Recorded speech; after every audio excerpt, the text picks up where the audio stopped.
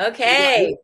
Hello, happy Friday, everybody. It is Bennett and Rayanne, hello. And we have a guest joining us today. us. We do have a guest Hey, joining Meg, us. thanks for joining Hello. us. We're Good morning. Hi. live. Thanks for joining us today. We're going to include you in plenty of conversation in a little bit. But before we get going, one of our key features or items that are on our outline is and I don't know how well you know Bennett, but Bennett is famous. I mean, I've made him famous, but Bennett is famous because of his eye roll. He can eye roll better than any mother and any teenager. Any any mother of a teenager, any teenager of a mother. This guy has the eye roll. So Yes. we're gonna and what this means is that he's going to talk about something that just is not good. It's not good. We don't like it. It's what? How is this still happening? Or why is this now happening? So, Ben, I'm going to let you kick it off and then we'll just start a rapid fire comments about it. Rapid fire comments. So, Meg actually has heard me rant about this because I just recently posted about where's Oscar the Grouch was my headline of the content of the post I had.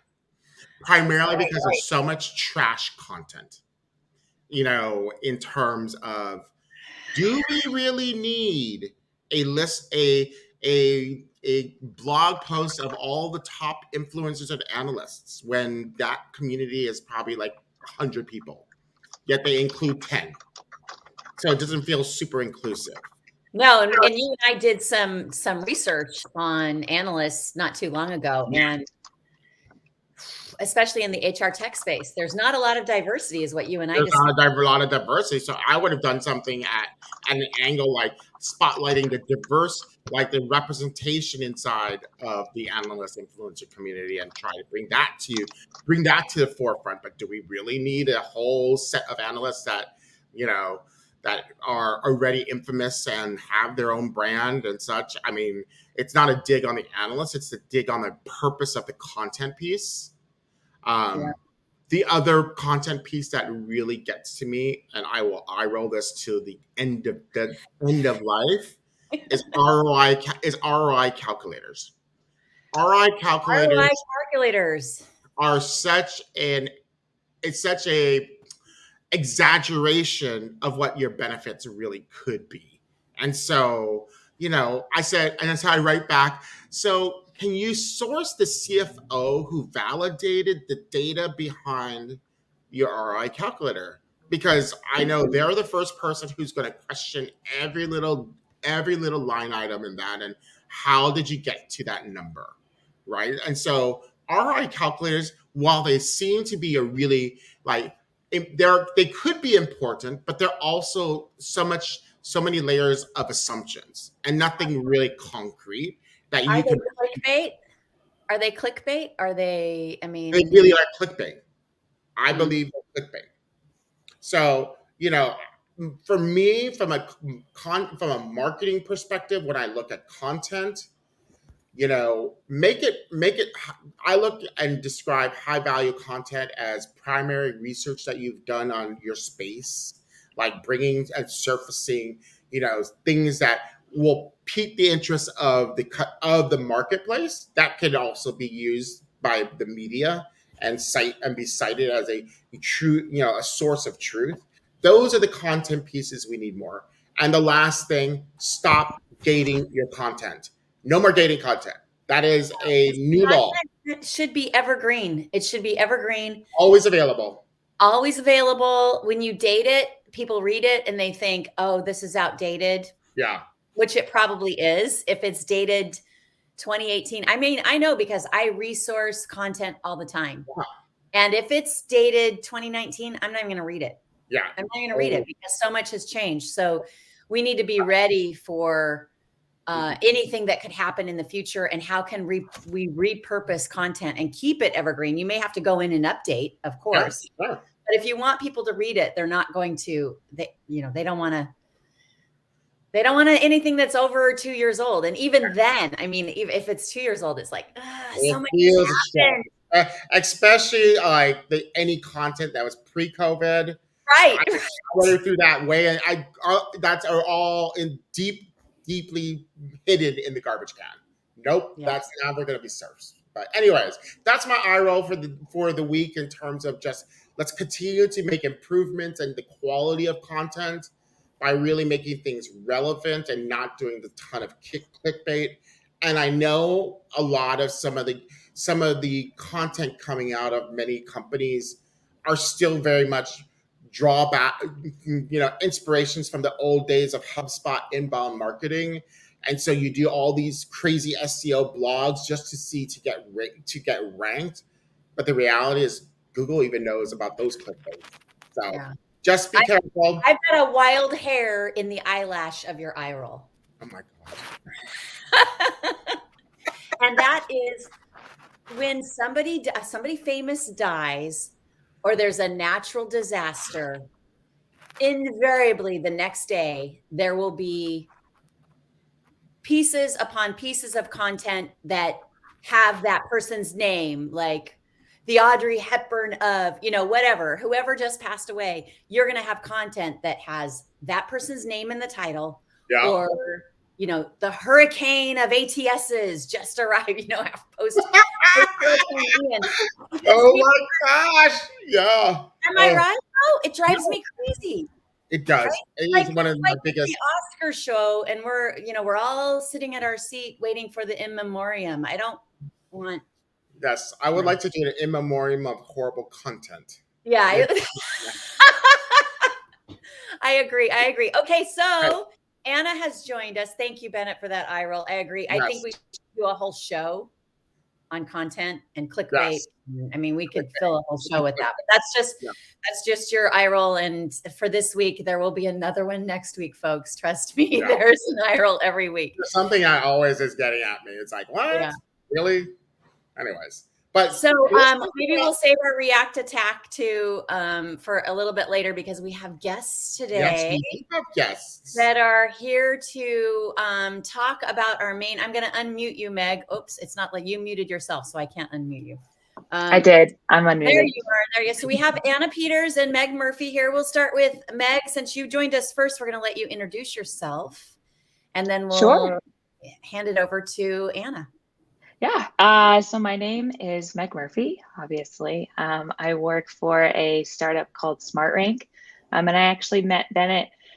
I saw some of your good content after HR Tech, and I was just really interested. So that's how I met Bennett, and we clicked a little bit and had some conversations. So yeah, I'm just excited to kind of talk through ATS. It's a 4-letter word, I think, for a lot of people. Dirty. So it's an interesting topic. Yeah, it can go either way, whatever. Yes. It is a dirty word. A dirty word, the 4-letter word for that matter. So if I point down like this, does it point at Anna to you guys? Am I pointing at Anna? Anna's okay, so we're all in different spots.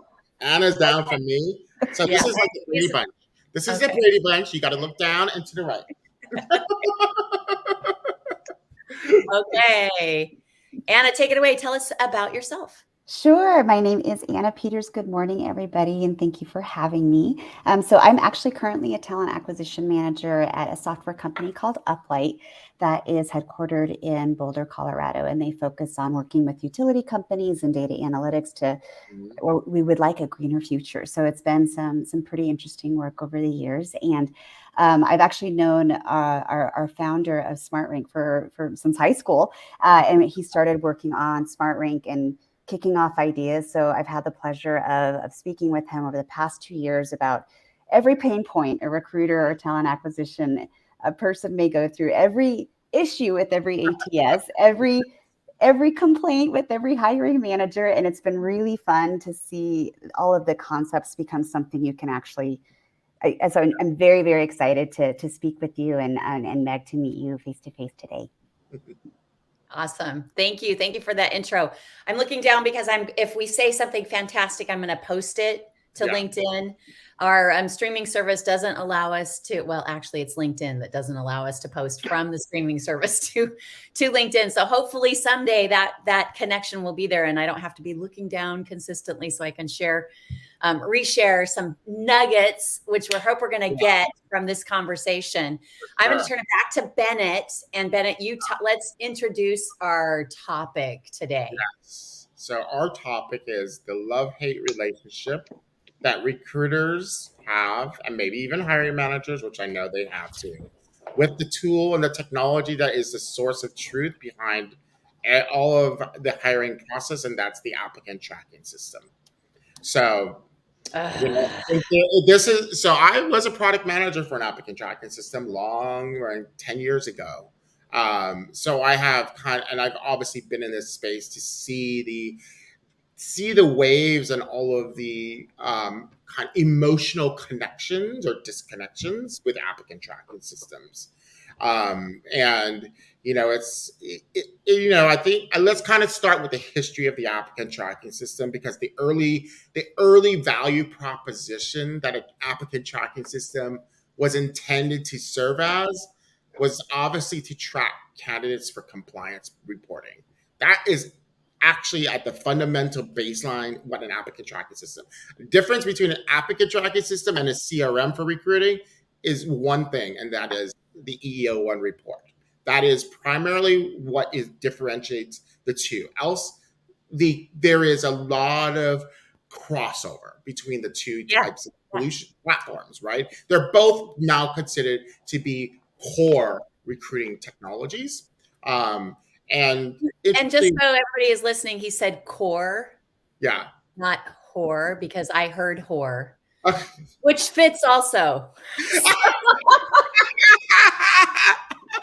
I love On the Edge because we just keep it wherever we want to. I'm just going to say what comes to my mind. Come on, that's where I'm most creative. At the edge of my mind is where I'm most creative. So.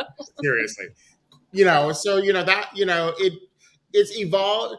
Then I think the other value proposition, and this is the one that I think still fails a lot of companies, is it's intended to be this. They've always positioned it as your ATS is this, like, think about it as your intellectual property for your hiring, for your organization. And that it contains all of these amazing skills and backgrounds inside the database. Yet what is still one of the hardest parts of the functions of an ATS, I can't even figure out how to actually get ATSs to actually output or be able to search in a way that is consistent, right? I think there are, ATSs are obviously used to actually, build lists, to run and ultimately to do outreach. If I'm a full cycle recruiter, I'm going to build a list. I'm going to start calling down. I'm going to start emailing them and such. I think that is fundamentally the core value propositions that were intended for the intended vision of the applicant tracking system.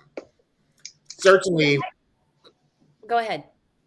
I was just going to reflect back on my first brush.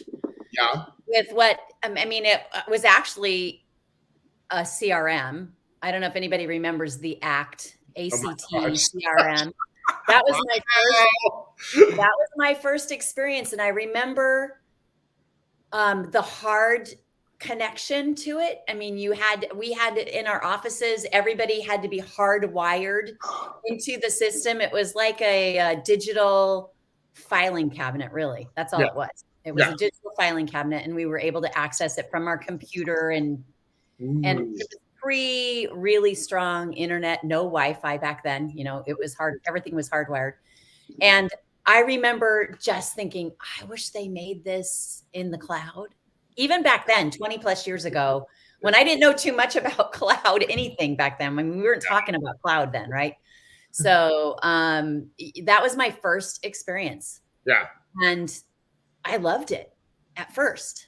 I loved it. But then once you become proficient at something and you want more functionality and you want more of anything, right? Yeah. So let's talk a little bit about that. Why do we still hate our ATS. When did we start hating the ATS? When did we start hating it? Probably when well, for me, it was when I said, I want more, and they didn't listen to me. True. It's true. Right? How about yourself, Anna? What was when you first got into reflecting back when you first got into recruiting and they introduced you to this applicant tracking system tech? Yeah.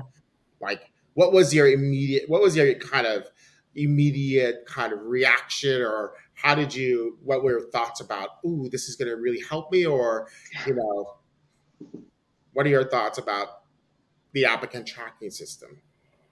My very first complaint was the crashing all the time. So whatever platform they were running on, either you get the eternal circle of waiting, or it crashes constantly. And there's not always great customer support depending on the product that you're using. And so just not being able to rely on it consistently, and maybe you have a call coming up or you have to get an interviewing and you cannot access that information. That was the initial pain point, and I still have it. So yes. The reliability that it's always available to you, it seems like, which, is, like you said, when you're in the middle of, doing an interview or wanting to upload your notes from your interview into the ATS, and it's like, it's not there, then, and then, what I end up finding from a product perspective is that so much of it is over-engineered. It's like, how do we simplify the data entry of information into an ATS? So, yeah. Meg, you have a comment there? As I was sitting there listening, the other thing, it's interesting because I ask these questions not about what people used to use, but what people are still using. And the comments are the same. Like, even a lot of these modern ATSs, I think, were designed a little bit ago, I guess in tech years, probably a long time ago. And so I hear a lot of those things. And the other thing, so Bennett, you said something, someone framed it really well for me the other day. He said his ATS is a resume repository that can send emails for him. And there was nothing else. Like, that was it, basically. And I thought that was a good take on it. Like, absolutely, he understands it. And they seem to have a lot of manual or like tedious tasks and ways to do stuff. So one of the other recruiters I was talking to, she's like, yeah, I spend way too much time in it just because I have to, just to go back and find something. So I think it's just interesting. I absolutely, I wonder, the user considerations now, I think they're just kind of done the same way, and everyone kind of looks at things similarly. Subtleties in some. I think one of the things that still massively is missing, you made a great point about so much manual work is still being done. So when you think about, and if you're in a high volume kind of organization where you're getting like 150 applications, you have to click into each record to then disposition the folks that are not considered. That's 150 clicks, maybe 150 clicks. Right? I mean, absolutely. And that's what at least 1 minute each, too. And so if you think about that time, you just start calculating. You just start recording all the time it takes just to do a disposition, or just to spend time on someone you're not going to hire. Right, and then if you want to try to find the person that you weren't going to hire because you have a new open role that you feel like going to be a great fit for. Can you find the silver and bronze? Like, when you and I are like, where did I message you? Was that on Instagram or was that on LinkedIn? Where did I put that? Was that an email? Not without an external spreadsheet that you track outside of it, which all is again extra work. So there's no real. Is there true automation, Ben? I think there could be. I think there's progress being made, and this is why you start seeing the emergence of things like chatbots, right? I mean, chatbots, and when the API and the integration is done really well, it really does all of the tedious recruiter tasks behind the scenes. So like the things like, one of the things that recruiters and heads of TA always love to look at is they like to look at the time lapse between each stage of the hiring process.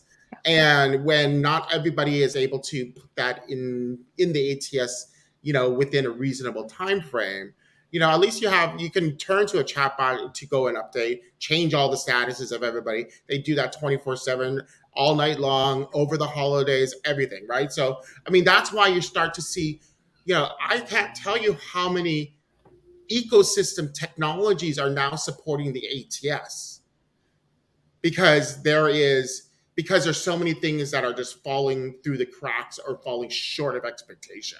So there isn't a standalone ATS. I have to say, so I'm in sales, so I work for a company we're a startup, and this was one of the problems that we kept hearing, is that nothing was automatic. And I didn't understand that until I actually looked at them, and they legitimately weren't. So that was one of the things that we tried to focus on, and we group people by stage so that you can take a big bulk action like, great, these 50 people deserve to hear back from me. I should probably just select them all and send it, or whatnot. But yeah, some of that automation is so important. And I think that that's where the room is in this market space, in the ATS world.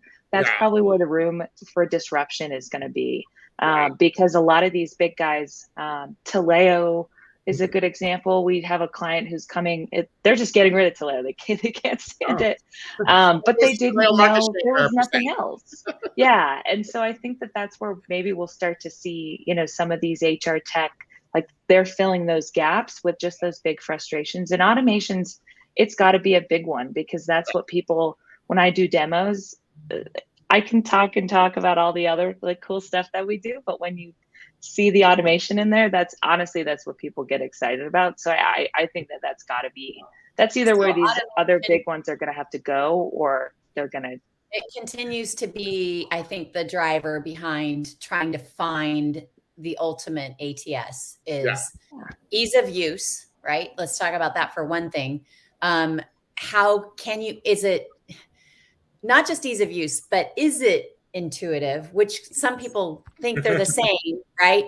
Or do you have to purchase further education from the Taleos of the world, right? Do you have to purchase further education? So I want Bennett to take over right now and talk about the study that you quoted to me earlier. I would love to hear more about that. So there's a great resource on Gig. They're an employment branding agency, but they always come out with the most interesting. They always report back on the market share of applicant tracking systems.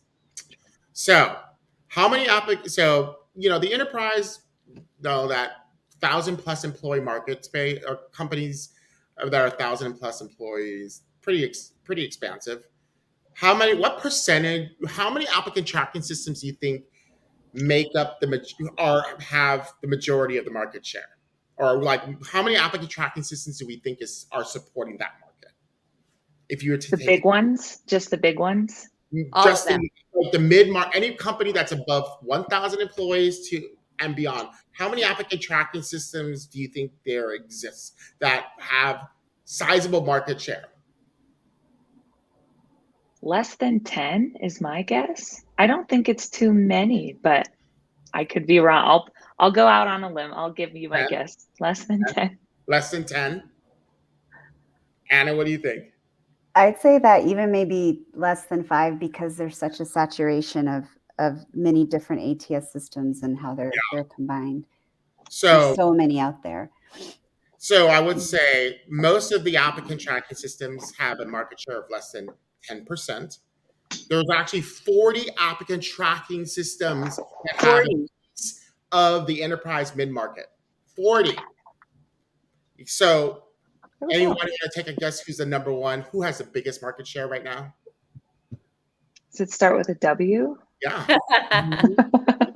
Yeah. But that's only recently. They just took over. Guess who's number 2? Isons? Nope. Did I already mention them? Is it Taleo? Yes. Yeah. Taleo still holds a significant portion of the market share. And and this is what I'm saying, Taleo Enterprise, because Taleo does have 2 editions of their solution. So Taleo does still, and I think, interesting enough, for companies that have invested a heck of a lot, and you talk about automation, what Taleo accelerates at is like all these customized workflows. And imagine trying to break away from those workflows. How much effort is that going to take to even, first of all, do you have those workflows documented anywhere? And then when you're trying to re-implement them, like, does the even new applicant tracking system support it? So that's why you still have Taleo having a stranglehold in the enterprise mid-market space on their enterprise product.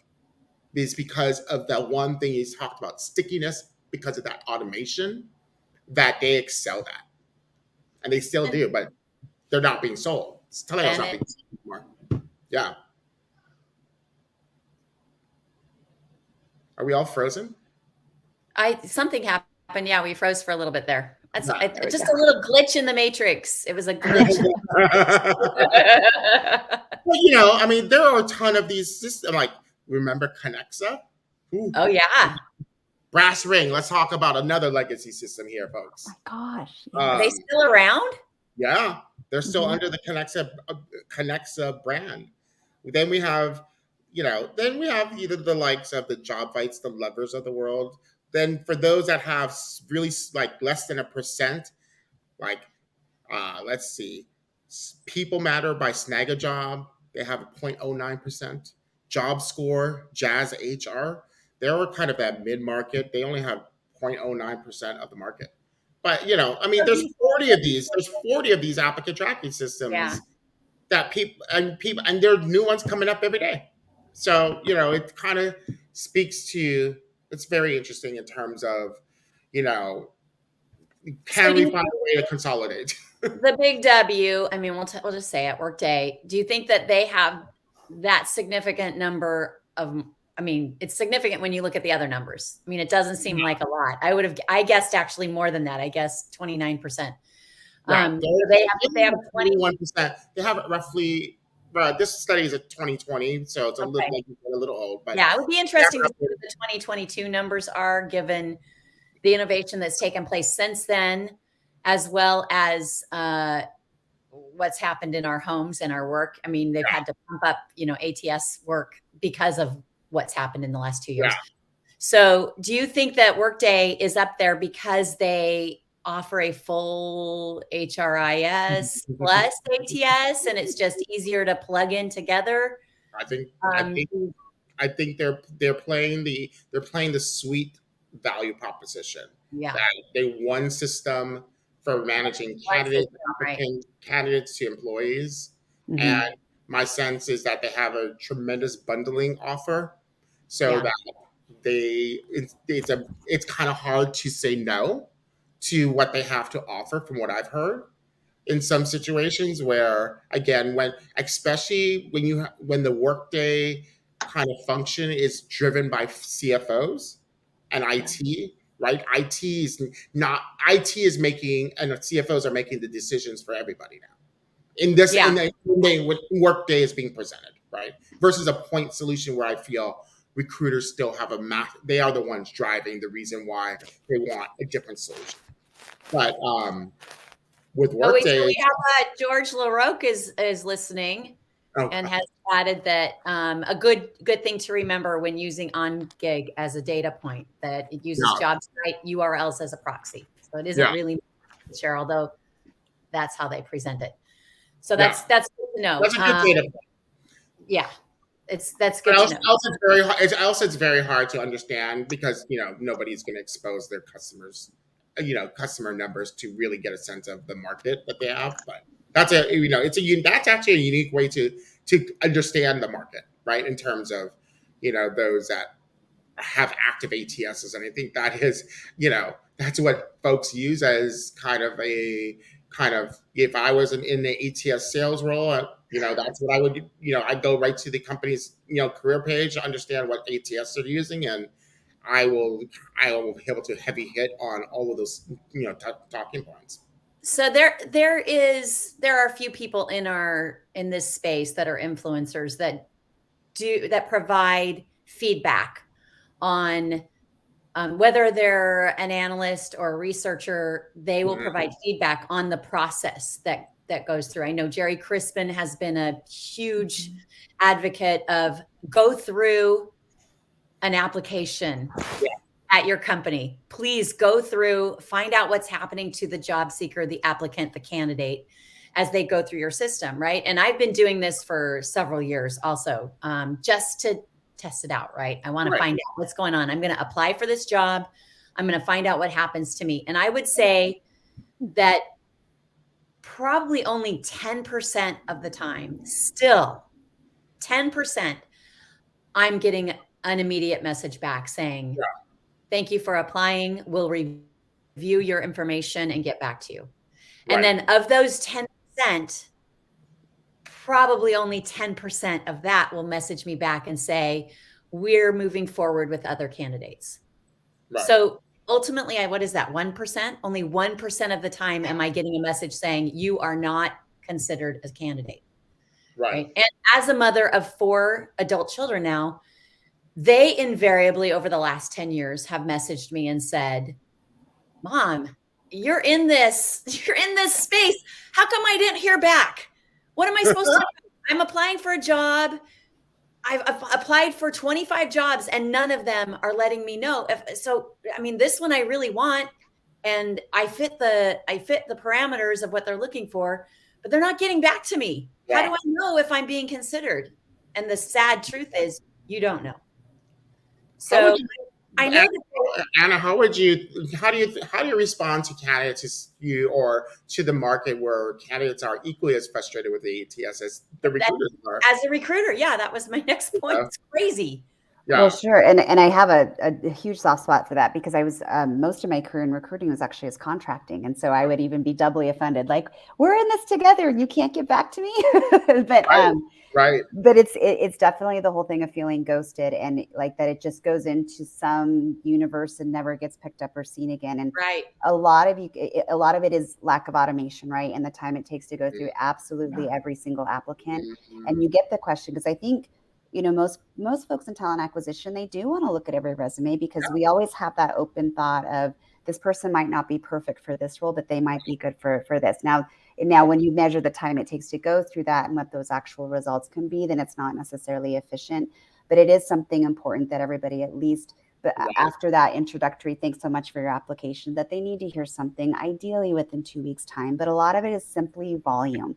And that many things coming in. Also, when you have people that have 40 different positions they're working on, or even that, like it's the time that the applicant actually puts that's when they submit that application in. Because if we already have 3 people in a final round interview, that person's probably never going to get looked at. And if they're not dispositioned when that position is closed, then it's true they just don't hear anything. And so it is important that we have notifications or we take the time or there is an automation where we are able to let every single candidate know that the position is fine, is actually closed. But it's an important torch point because a lot of people just assume we just never hear back. And I don't think that candidates and applicants think of it from a perspective of an ATS system. They think of it as how strong a recruiter is. And how much they like the attention and care of actually letting somebody know. So I think the other thing too can be the brand. So I've always wondered, like, especially as we get, applicants have a lot of power. I think are getting a lot of power. There's places like Glassdoor, you can go leave a review like, hey, I applied, I never heard back from someone. And I wonder if that type of influence is going to drive a little bit of change so that these brands, because it's your first touch point for an applicant for your company, for like how you 100%. Operate. And if you never get back to them, I see all these posts about ghosting all the time. And at some point, there's got to be a threshold where that hurts enough that these companies would start, they're losing out on applicants because they heard, from their buddy or whatever that no one's ever going to get back to them and they're just not going to apply. Branding goes beyond so much more than marketing. It is how the hiring process is as well. Even if a person doesn't get the position, if they had an amazing experience, they're going to be a fan of that company. They will come back. They will come back. They'll reapply. They'll refer people. No, I'm curious to also, so let's if I was to put so there's always this kind of clickbait content being written about gaming the applicant tracking system.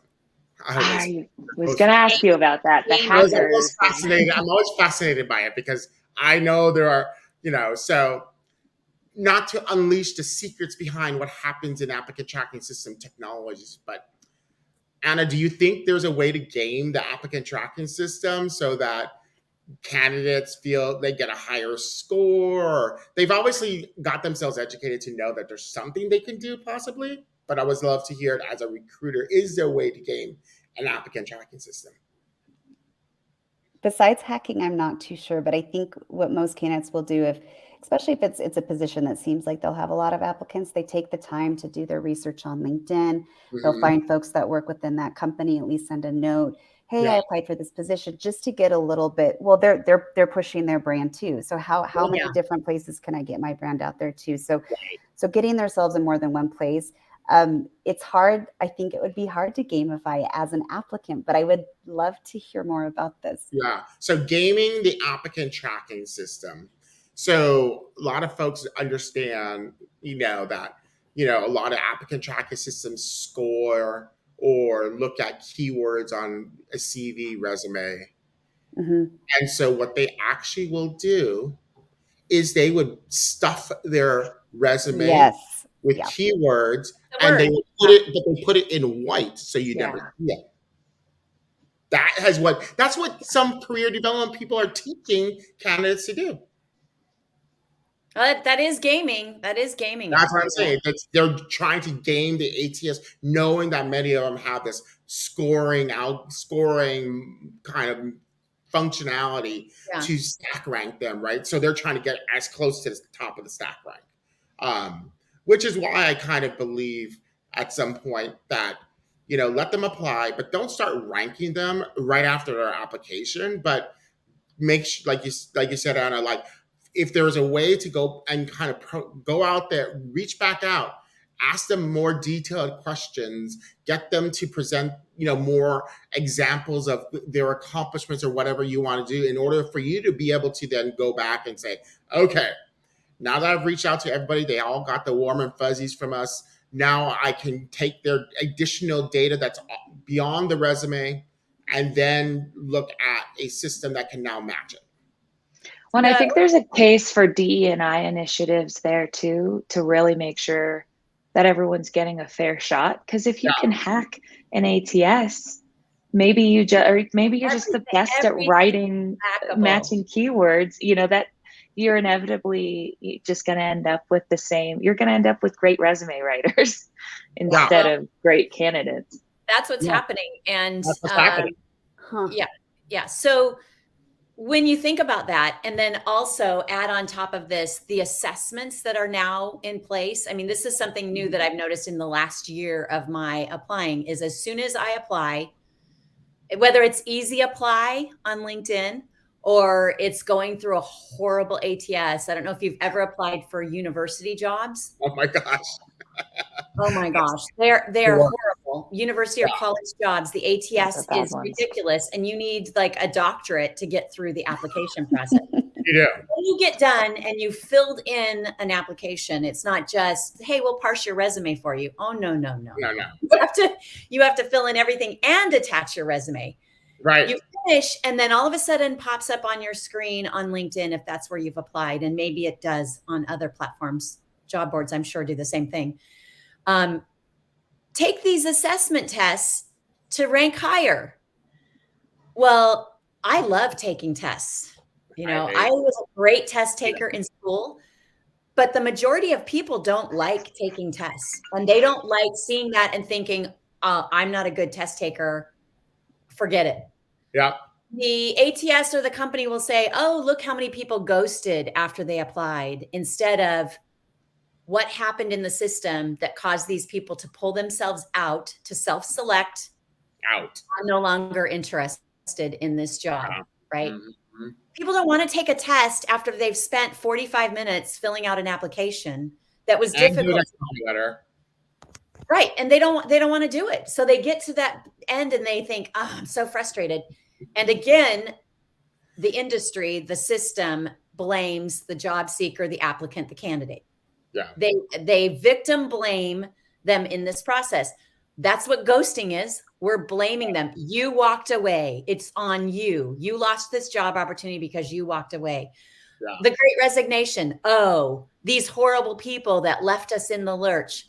Victim blaming. We've talked a lot about this, Bennett, about the whole, that how that language is so derogatory and facing the employee and the job applicant. Yeah. Yeah. So what can we do differently with all of this? I mean, Meg, you're working for a company that's trying to make a difference. So Yeah. what are you looking at that? Is that we have to figure out better language for one thing. Yeah.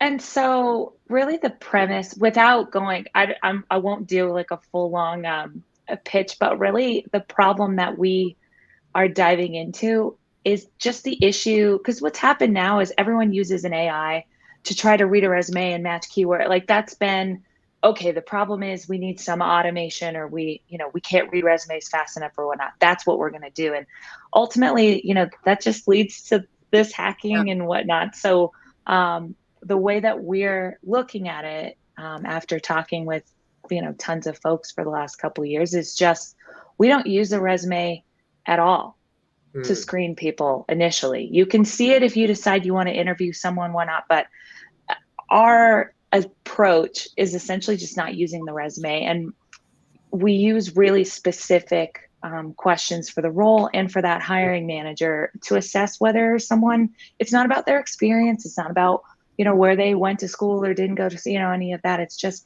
can you do this job? And that's basically it. It's not, and it's not a super long assessment. That's the other thing. There's some studies out there. I think if your applicant experience goes over, I think it's 15 minutes, but I think it's even less than that. If it's more than that, people are just going to drop off if they can't do it on their phone. Look, the bottom line is recruiters take 10 seconds or less to review a resume and make a decision whether or not they're going to move forward. And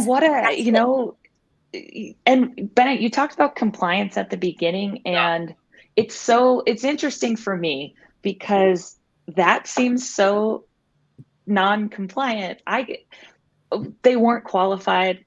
Okay, why? Could you really go back and pinpoint if that was happening? If you had to CYA a little bit, if something happened, like those types of systems, we can do better. I mean, just looking at all the tech that we're all used to. I mean, look in your hand, at your phone and all these other apps that are just so much more efficient, and they're just so much easier to use. Like you said, they're intuitive. So that has to be, it's what everyone deserves too. I mean, for applicants, no one's going to get blamed, and you're going to make better hires too. You just have some better information other than just trying to hunt down a resume. People have such diverse places that they get skills now, and I'm just not sure that translates well into a traditional resume. And Meg, I think you bring up a really good point, because if you are gaming the ATS and you're putting that all in, you can't get past that point if you can't answer these questions that prove that you have at least a pretty good idea about what this job entails. And so if there's all these keywords that have nothing to do with your background, you're not going to get past that stage in this kind of applicant process. Whereas before, it's like, okay, they say all this, or this comes up in the search, but when I'm going through this resume, or I've talked to this person, they have none of the skills that pulled up. And so it's not a win for any party. But that kind of reduces that noise, where it's very clear that they have this skill set, and that's where that automation takes place. Is that correct? Yeah, exactly. So I do think, in general, I mean, this industry, it's going to be interesting. Everyone keeps seeing, posts about the next 12 to 18 months. I think we're going to see a really different type of market. It's been a candidates market for a while, and I hope that doesn't change. It's not going to change, because the candidate, the applicant, the job seeker, the employee have felt the power.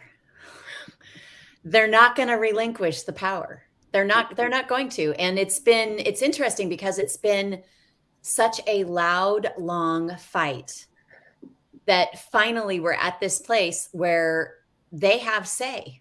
They've wanted say. The work from home movement that's taken place in the last 2 years they want to hang on to that because Right. it has given their lives balance, Sure. right? Absolutely. And allowed them to be a family, if they have a family at home, have allowed them to spend more time with friends, has allowed them to readjust their life so that they can have the best work experience, the best home life experience. And I think I read a statistic yesterday that 69% of workplaces are saying we want back in the office. Oh You know, we're going back to the office, and that's not going to happen. It's just not going to happen because gig work is here to stay. Awesome. I mean, gig work, you don't have to go into an office anymore. You don't have to. If you don't want to, you don't have to. Now, granted, some situations, obviously some jobs require you to go into the office, and that's great. I loved personally working with an office. I was uplifted by the other humans around me. I enjoyed it, but I also could work from home and find that balance, right? So the hybrid workplace, I think, is what we're going to see grow more. Yeah. I mean, I think if we go back, if we, kind of look at what the future of ATSs should focus on, I think the one thing that all the ATSs and anybody we're all in the people business. So regardless of ATS or employee experience, what I want solution providers to really put to put the worker at the center of their entire design strategy. The worker is the most important. They're the ones, and so when applicant tracking systems, are powering the front end application process, and they don't think about they don't interview candidates about what they're looking for, or how can we improve this, how can we make this a better experience. This is why we've seen things like the Easy Apply emerge, right? Because they were trying to address. They were trying to reduce friction. But the reality is the worker needs to be at the center. The candidate, the job seeker, the employee needs to be at the center of any design strategy. And that is what's going to transform the way applicant tracking, the experiences behind the hiring experience itself. The interesting dynamic is, is there a way? My question is there a way, or will, heads of HR and heads of TA listen to the candidate feedback, and make, and can the candidates truly transform and change the mindset of of recruiting and HR? That's my question. Is that because I feel if that's what's going to start the movement of where we're going to see better experiences and not have to talk about, all of the friction that is created in applicant tracking systems, hiring process, even something as small as, why do I have to create a login to apply? Right. Yeah. Right? It's like, and give away a bunch of personal information, right? I wonder. Yeah. Go ahead. People hate that. No, I was going to say, I think we've got a client who works in crypto, and I know if they have to give more than just like 2 pieces of info at the start, you're just not going to get people to apply. You're totally right. I think what's going to happen potentially is it'll just be the companies that start listening to that feedback are going to thrive, because they'll have happier employees. They'll have better people who are in the right jobs for them. They'll just have better practices all around. And perhaps it'll just kind of be an ecosystem that's like that, where, okay, you don't really have to take that feedback, but if you don't, you're going to be a dinosaur at some point, and no one's going to want to work for you.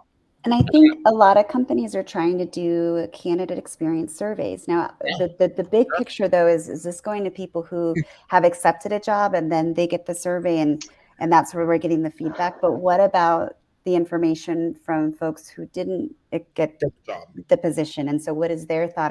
And are there surveys being sent out to someone who just went through the ATS system, maybe received a thank you, but no thank you email about 3 days later? How was that experience? And I think there's always disappointment that's going to be part of that, right? But what's the feedback from the folks who aren't getting past that certain place in the process about what we're presenting? They're not. You're right. They're not asking. They don't care. They're not even asking. You know, there's this, I think there's this understanding or mentality. We won't say it's actually understanding of it, a mentality that if you don't force yourself to go through the entire process, you're not a worthy candidate for this job. So instead of listening to the feedback, we say, oh, they're not qualified. They're not qualified because they didn't force their way through. They didn't finish it. They ghosted us, right? It's another way to say they're wrong. They're wrong. They ghosted us. So not interested in finding out more about, I mean, the feedback from whether it's a customer, whatever you sell, right? Whatever you sell, whatever it is that you are marketing, Bennett and I as marketers, if you're not listening to feedback from your customer, your client, your candidate, your employee, if you're not listening to it, if you're not asking, then the bottom line is you don't care. You don't care what they have to say. Because if you cared, you would listen, and then you would hear what's being said, and you would make the changes necessary. A lot of people sit back and say, well, it's not that easy, Rayanne. It's not that. Yes, it is. Your job depends on it. Your job, your company, the livelihood of your company depends on it. You need to start listening to what the customers, applicants are saying. Yeah. Right. And let's hope that the technology providers are also right behind them, right? Because I think sometimes, you know, they're building solutions in a silo. But we know more and more companies are obviously doing a lot of product market fit more and more in a very thorough due diligence capacity. And you know, that's why I get excited when I see tools that really I can immediately tell that they've put the worker, the job seeker, the candidate, the employee at the center of what they're putting forth, because you can tell the experience is completely different. And that is exciting to see in the industry. That the question now becomes, you know, how do we make the change across all of these other companies? Because let's just say the stack ranking movement of what systems people use, that's a very slow process. Even though everybody's wanting to make a change, the change is very painful. You know, it's not an easy change to just completely swap. So it goes back to what we talked about last week and the founder brand, right? In your, you know, when you think about a founder or a new tech company or anything along those lines that is really solving a problem, right? It's come because the founder either experienced that problem themselves and wanted to solve it, or the people around them were experiencing that problem and they were intuitive or inspired enough to say, I can fix that. I can fix that. Yeah. And somewhere along the way, we went from, I can fix that and I can help you, to, I don't care what you're experiencing because I've already made enough money and I'm just going to keep doing what I'm doing. Yeah. Yeah. Right. So that connection to the customer, because that covers everybody that's using it either on one side or the other. If you're a recruiter like Anna, right, and you're a supplier like Meg, and then you're an applicant or a job seeker or an employee, if those needs by everyone aren't being met, then there's failure somewhere along there. And there will be slippage. There will be slippage.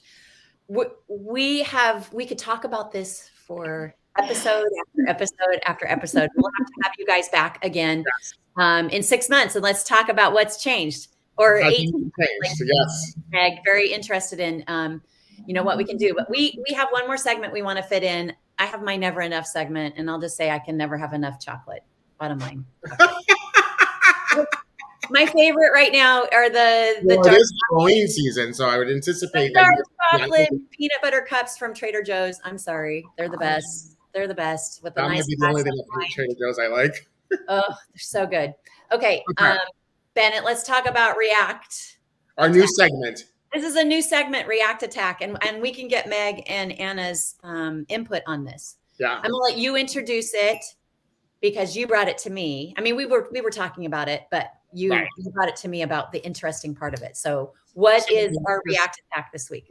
So it's a reaction. So this segment is about reactions to things that have been announced in the industry. So I think the big announcement that has created a ton of buzz, and I think there's not a single person probably either thinking about it internally or talking about it on social, was Calendly's acquisition of Prelude, which is an interviewing scheduling solution for the marketplace. So Calendly, if I'm hoping everybody is familiar, they're a meeting scheduling tool, very much a cuts across, used a lot in sales, but just used in general to help reduce, as my friend would say, get rid of the calendar Tetris that happens with scheduling, which I find the best little analogy that's what we're doing. We're just trying to fit somebody in and we're just constantly going back and forth. But so Calendly made this acquisition. Calendly has not been in the HR tech industry.